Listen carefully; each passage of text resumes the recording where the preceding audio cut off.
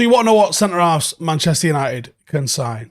We've got Varane, and the partnership that he has struck up with Martinez is excellent. Shades of what we saw with Rio and Vidic. But there is an issue. The injury proneness of Varane doesn't guarantee you 55 games per season, despite how good he has been. And not only do I think there's room for a third wheel in that, but I actually think you probably need 4 good centre-halves. And this isn't intended to dig out Harry Maguire, it's just being honest about the capabilities of the football team and the squad that we've got. Thought this past weekend we saw a very good performance from Victor Lindelof. Enough where I would go, you're more than capable of being a backup centre-half. But as we've seen at times this season, arguably the 3 first-choice centre-backs unavailable for selection, you've got to bring in left-backs to partner Victor Lindelof to get the game played. So I don't think having 4 centre-halves is too crazy, especially when you look around some of the clubs that we're competing with. Manchester City, for example, I think at last count they had 26 centre-halves, and more than that in full-backs. So I think when you're competing on multiple fronts, coverage for injuries, suspension, rest, and a different capability is a massive plus. And it's great that United have got genuine world-class centre-halves in Varane and in Martinez. I think Harry Maguire has to go this summer, and I think I've got the guy that comes in and replaces him and sits alongside Victor Lindelof as our backup centre-halves, who probably end up playing 20-plus games every single season at the very least. And it's an Italian defender that I think will be available on the cheap.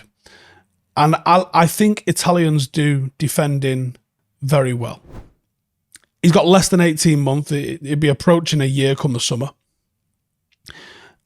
And that means that he'll be available at a knockdown price instead of going for a free next summer. He's relatively young, but he's experienced. He's won a title. He's won an international trophy. He's got over 150 games for Inter Milan under his belt. And he's great on the ball. And that's Alessandro Bastoni.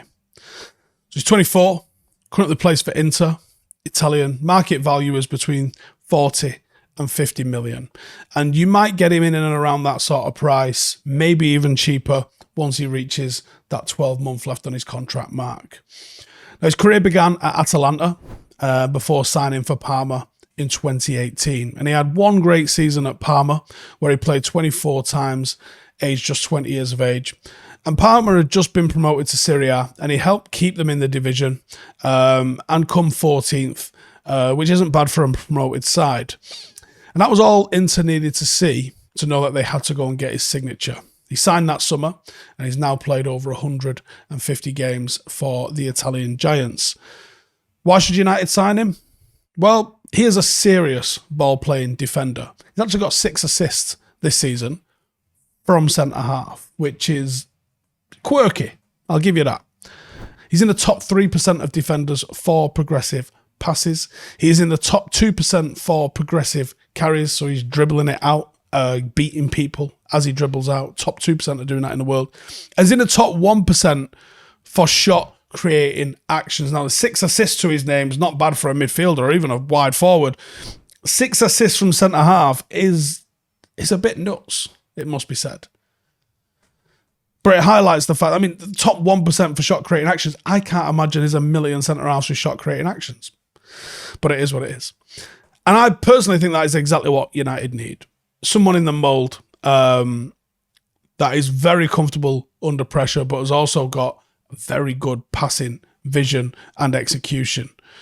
It would also help David De Gea on the ball, because I think we know Maguire makes everybody, but especially David De Gea, nervous. And it would be exciting to have a defender that can create goals.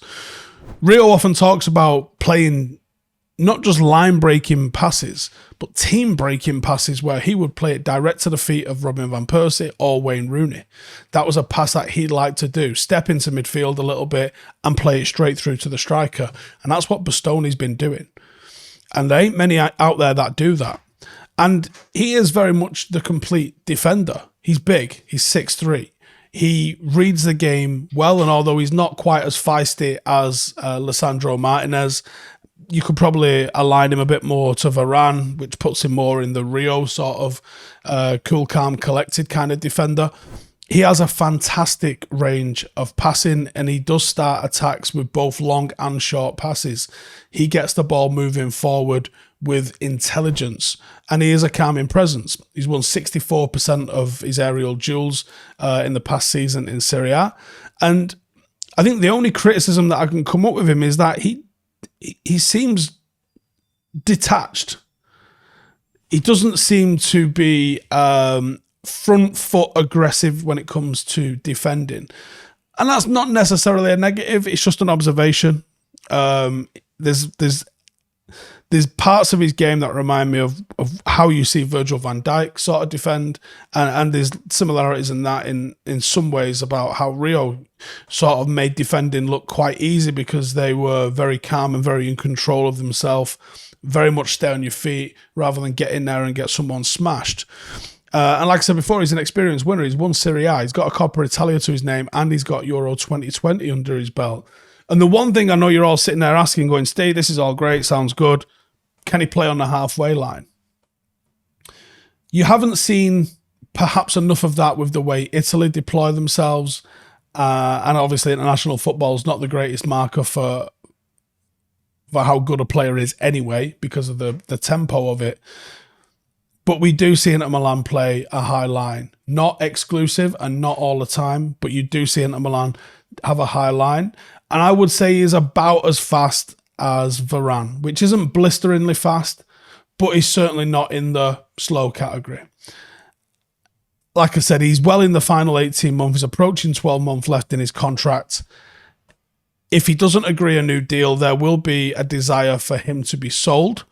So the club recoups at least some of its cash.